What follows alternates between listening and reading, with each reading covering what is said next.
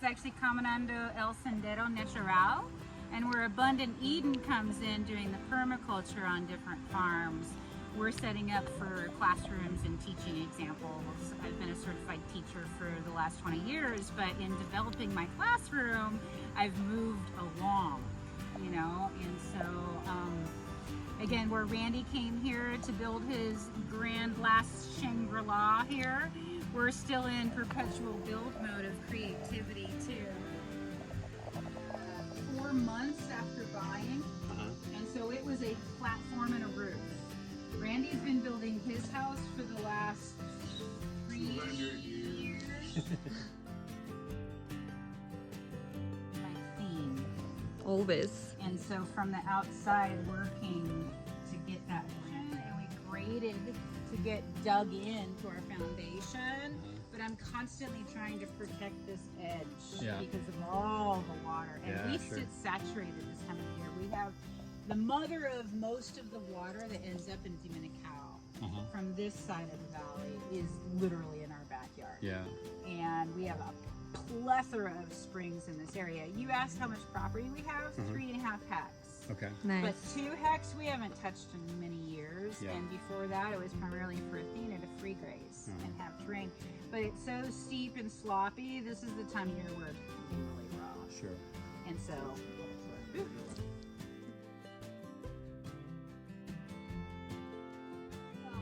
the first swale coming off this old road that connected the old mother farm. And that was one of my 3 little ehos 7 years ago. Wow. 3 little ehos. So amazing. And we have an eldest lady on the other side of the valley. She's pickled the flowers. It's amazing. Wow. We have the 3.5 hectares is bounded by river as well as road. And then they have their access road down to the Fuente. So you can see the bamboo that we harvested last 2 years ago. Yeah.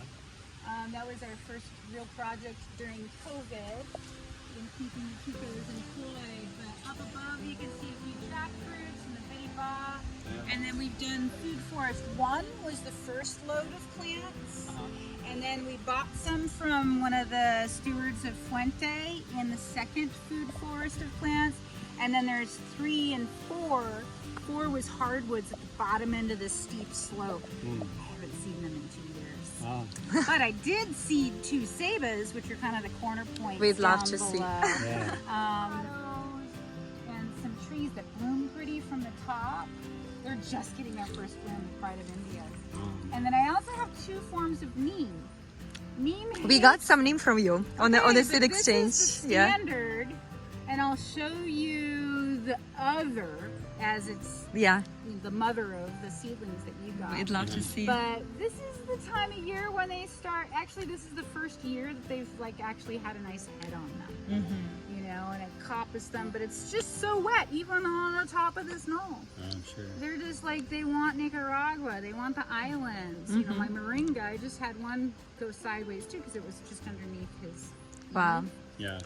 So you know, I'm in that first year of just evaluating. We had all soft soil. We had half barrels of moringas from the tennis court. But again, this is just below the grade. We didn't bring tractor down here, and he literally just pushed bananas down. We didn't plant these bananas. They just kind of tumbled down and then settled. And so we established this is our roots. So we've got the malanga, we've got yucca, I've got turmeric, arrowroot, and some ginger native came with the land plants. But this one, we use it as toilet paper plant. There's this one and another one that's blueberry jam fruit. You get some teeny little ball that tastes like blueberry jam. But this one, I'm wondering if it smashes down into a lather. Interesting, yeah. I've been reading about different, you know, folklore, soap making and such like that. Yeah. There's yours. So are you enjoying this jackfruit? Is it delicious? It's a good one? This one in particular has been a little weird in its formation of the fruit. I don't know exactly why. It's like the food view that it's fruiting basically, and it seems as though they need a couple of years of fruiting before they really get into the Hit their stride. deliciousness. Deliciousness. So Travis called it a soap berry. Look at this one. And they scatter, and it's a really good erosion control.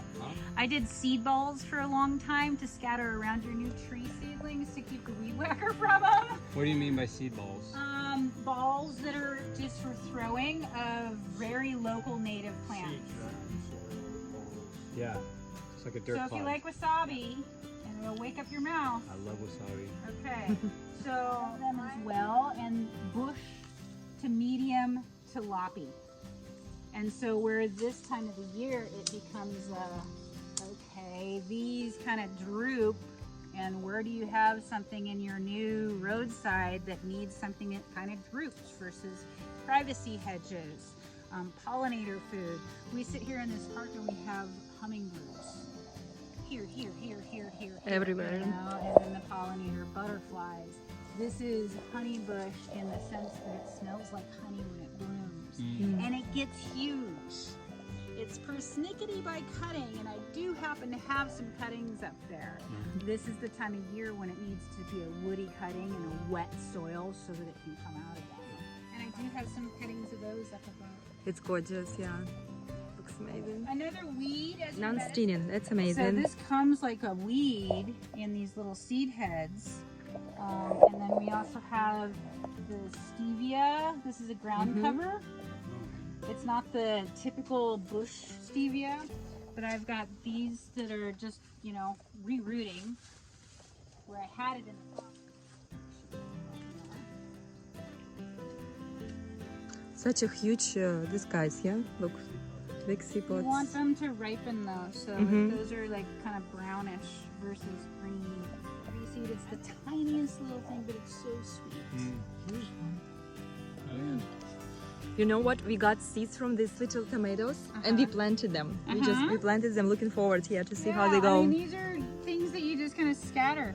Yeah, exactly these ones, yeah. And then there's a little seed head on it.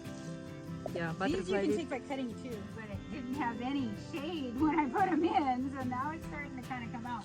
I put in some criollo varieties of sweet potatoes in here that are orange on the inside. And then we have the moringa, Nice. but it's not getting enough sun. During COVID, I really investigated a lot of my herbs as medicine. I was going through a lot of gut flora issues. I've got cat's claw all over the place. This is a type of vervain, but it's also great as a roadside weed. Yeah, it's gorgeous. We have And the butterflies love it. we have similar one, but with a little bit different flowers. The Yeah. more beefy one, they call it scorpion tail here. Yeah. And I've got the Or coral snake tail, color or up there. few names, yeah. Begonias are another thing. So local begonia and then go to cold. Oh, nice. It's a very nice chunk. And you can take these into Yeah. little teeny pieces, Mm-hmm. and you get 2 leaf nodes in the ground and 2 leaf nodes above, and do a line on the edge. Mm-hmm. Did you call that plantain? No. That's plantain. This one is Okinawa spinach. This? Congratulations, Desiree. I'm gonna ripen those seeds. This came up as a volunteer from a seed exchange from years ago. A friend of mine gave me. That's how it grows, So from a seed. That'll be the next succession on our school. Awesome. Congratulations. My unicorn. I'm her human, as Randy would say. She's gorgeous. Such a beauty. I wear that every day, a few times a day. You're so pretty, girl. Living in such a paradise. Huh? She was really happy to come back, and before, like, the fairies were just screaming at me, like, bring her home to Eden! And she's very much famous. And, you know, having known me all these years, it's really hard to be separated. She's getting all the names. Cat whiskers. Oh my gosh, totally. But this one particular came out really violet, where the other ones have more white in them. Mm-hmm.